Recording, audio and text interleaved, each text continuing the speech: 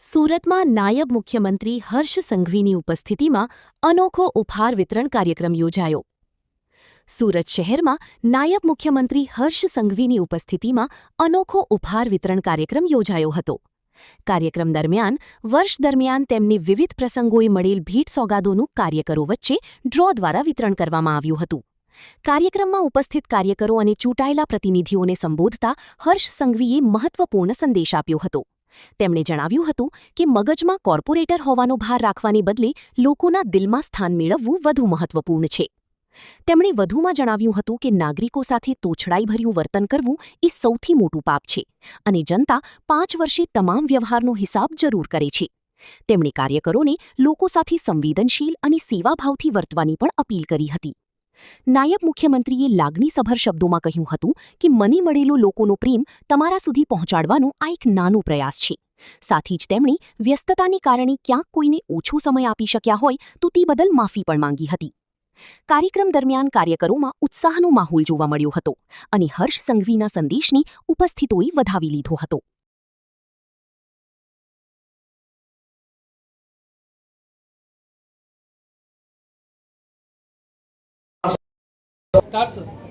बोलो भारत माता की जय। भारत माता की जय। भारतीय जनता पार्टी मजूरा विधानसभाના સૌ પરિવારજનોને હું બે હાથ જોડીને વંદન કરીને તમને સૌને આ ભવ્ય વિજેતા બનવા બદલ અભિનંદન આપવા માંગુ છું. મજૂરા વિધાનસભાના સૌ ચૂંટાયેલા પ્રતિનિધિઓ સાથે સાથે સંગઠનના સૌ હોદ્દેદારો અને બૂથ પર કામ કરતા મારા સૌ ભારતીય જનતા પાર્ટીના સાથીઓ, હું આજે ચૂંટાયેલા સૌ પ્રતિનિધિઓને સર્વપ્રથમ અભિનંદન જોડે જોડે આ ભારતીય જનતા પાર્ટીના બૂથના એક એક કાર્યકર્તાઓની મહેનત થકી છેલ્લા વર્ષોથી જે પ્રકારે આ કાર્યકર્તાઓ દ્વારા મારા વિસ્તારના પ્રત્યેક નાગરિકોની જે સેવા કરવામાં આવે છે, વિસ્તારના પ્રત્યેક નાગરિકોની નાની મોટી ચિંતામાં આપણો ભારતીય જનતા પાર્ટીનો કાર્યકર્તા એ હંમેશા ખડે પગે એમની સાથે ઊભો રહે છે. ત્યારે હું ધારાસભ્ય હોઉં કે કોર્પોરેટર હોય, આ બધા જ લોકોને મત મળવાનું કારણ એ ભારતીય જનતા પાર્ટીના બૂથના પ્રમુખો અને બૂથના કાર્યકર્તાઓ.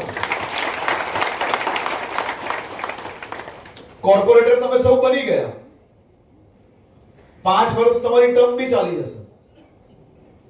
હવે આ 5 વર્ષ દિલથી લોકો જોડે જોડાવવું કે મગજ પર કોર્પોરેટર બનવાનો ભાર લઈને ફરવું એ તમારા સૌના હાથમાં છે. આ ભારતીય જનતા પાર્ટીના અનેક કાર્યકર્તા એવા છે. હું 26 વર્ષની મારી ઉંમર હજી પૂર્ણ થઈ હતી, 27 શરૂઆત થઈ હતી ને મને પહેલી ચૂંટણી લડવાનો અવસર પ્રાપ્ત થયો. અહીંયા બેઠેલા સૌ વડીલો છે ને, એ મારી ઉંમર કરતા વધારે સમયથી ભારતીય જનતા પાર્ટી અને સમાજ સેવાની અંદર જોડાયેલા હતા. એ સૌ લોકોએ ખભે બેસાડીને મને એ ચૂંટણી લડાવી. એવા અનેક કાર્યકર્તાઓ અહીંયા છે જેમને સમાજની અંદર રાત દિવસ કામ કરીને ભારતીય જનતા પાર્ટીને આ વિસ્તારમાં મજબૂત કરી છે. એવા સૌ વડીલોના માર્ગદર્શન જોડે અને સાથી કાર્યકર્તાઓને લાગણીપૂર્વક મગજમાંથી બહાર છે ને, આજે ચૂંટાયેલા પ્રતિનિધિ બની ગયો, જો કોર્પોરેટર બની ગયો, હું વિસ્તારનો આમ, આપણે કોઈ સાહેબ નથી બન્યા. આપણે આપણા વિસ્તારની સેવા કરવા માટેનો એક કાંઈક ને કંઈક પાર્ટીએ તમને જવાબદારી આપી છે. બાકી એવું છે કે વ્યક્તિને કોર્પોરેટર બનવાનો અવસર મળી જાય, પણ એ હોદ્દો લઈને મગજ પર ફરશો ને તો લોકોના દિલમાં જગ્યા પ્રાપ્ત નહીં કરી શકશો. અને જેને જે નેતા કાર્યકર્તાઓના દિલમાં જગ્યા પ્રાપ્ત નથી કરી શકતા, એના પોતાના વિસ્તારના નાગરિકોના દિલમાં જગ્યા પ્રાપ્ત નથી કરી શકતા, એવા નેતાઓ જીવનભર ખાલી માત્ર હોદ્દા લઈને ફરશે પરંતુ નેતા નહીં બની શકશે.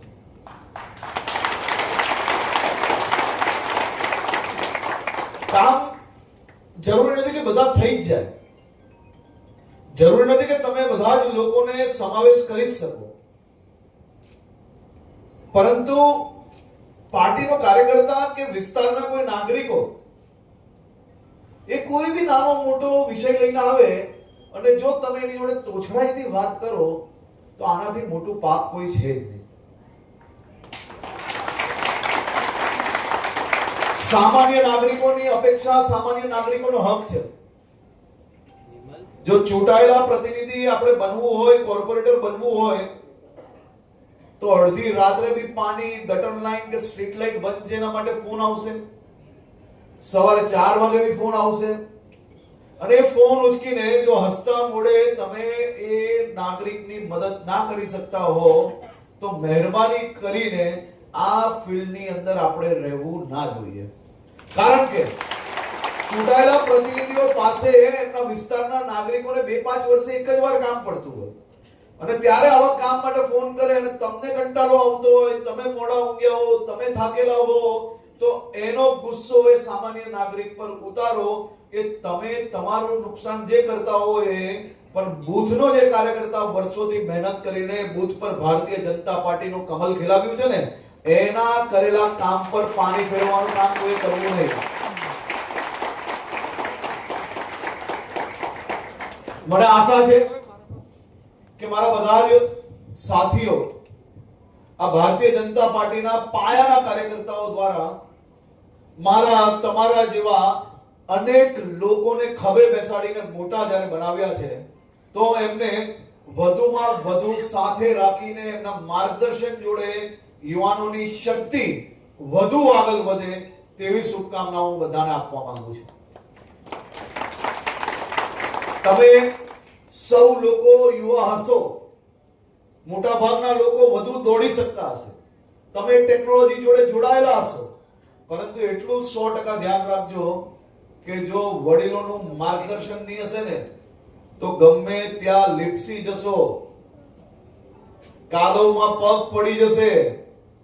એના બદલે સૌથી સારો રસ્તો છે, જેમને વર્ષોથી વિસ્તારનો અનુભવ છે, રાજનીતિનો અનુભવ છે, સમાજ સેવાનો અનુભવ છે, એવા વડીલોને સાથે રાખીને આશીર્વાદ લઈને દોડવાનું કામ કરશો. કોઈ નાના નહીં થશો, ઉપરથી દિલમાં જગ્યા પ્રાપ્ત થશે. તો બધા જ ચૂંટાયેલા પ્રતિનિધિઓને ફરી એકવાર મગજ પર કોર્પોરેટરનો બહુ ભાર નહીં રાખતા.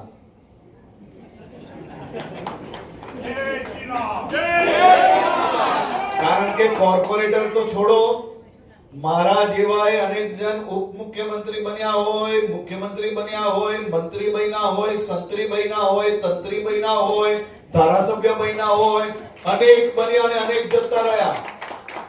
આપણે જીવનભર યાદ રાખવાનું છે કે લોકો, નાગરિકો એ જ આપણો પહેલો ધર્મ છે.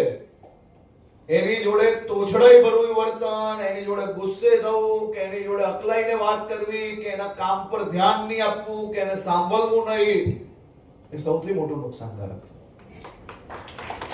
એટલે આપ સૌ લોકો આ દિશામાં જરૂરથી કામ કરશો, મને 100% વિશ્વાસ છે. આપણે સૌ લોકો એક એવી પાર્ટીના કાર્યકર્તા છે જે પાર્ટી હંમેશા લોકોનું ભલું કરવાના વિચાર જોડે સૌ લોકોને એક સાથે રાખીને રાજ્યનું ભલું થાય, દેશનું ભલું થાય એ દિશામાં કામ કરતી પાર્ટી છે. હવે એવી પાર્ટીના કાર્યકર્તા તરીકે તમને કદાચ એવું હશે કે હું કઈ ગલીમાં, કઈ સોસાયટીમાં કોની જોડે શું વર્તન કરું છું, કોને ખબર પડે? તમે એવું નહીં માનતા. વિષય બધાને બધો ખબર હોય છે. 5 વર્ષના અંતે તમારી કામગીરીનો સરવાળાના હિસાબે જ તમારું ભવિષ્ય નક્કી થતું હોય છે. જો સમાજ, કાર્યકર્તા, વિસ્તાર, એ નાગરિકો જોડે તમારો વ્યવહાર ક્યાંય બી બગડતો હોય છે તો 5 વર્ષ પૂરા થતા બહુ વાર લાગતી અને આપણો હિસાબ થઈ જાય. એના કરતા સારું છે કે જે કામ, જે જવાબદારી પાર્ટી આપણે આપી છે, લોકોએ આપણે આપી છે, તેને સાચા મનથી બધા અદા કરો તેવી શુભકામનાઓ. આજે એક નાનો એવો પ્રયાસ મારે મારા પરિવાર જોડે કરવો હતો. મારો પરિવાર તો સૌથી મોટો પરિવાર છે. આ સંયુક્ત પરિવાર જોડે નાનો એવો પ્રયાસ કરવો હતો. છેલ્લા 4-5 મહિનામાં જે જિલ્લામાં મારો પ્રવાસ થયો હોય, ક્યાંકથી તીર કામઠા આવ્યા હોય, તો ક્યાંકથી આ ભગવાન રામજીની પ્રતિમા આવી હોય.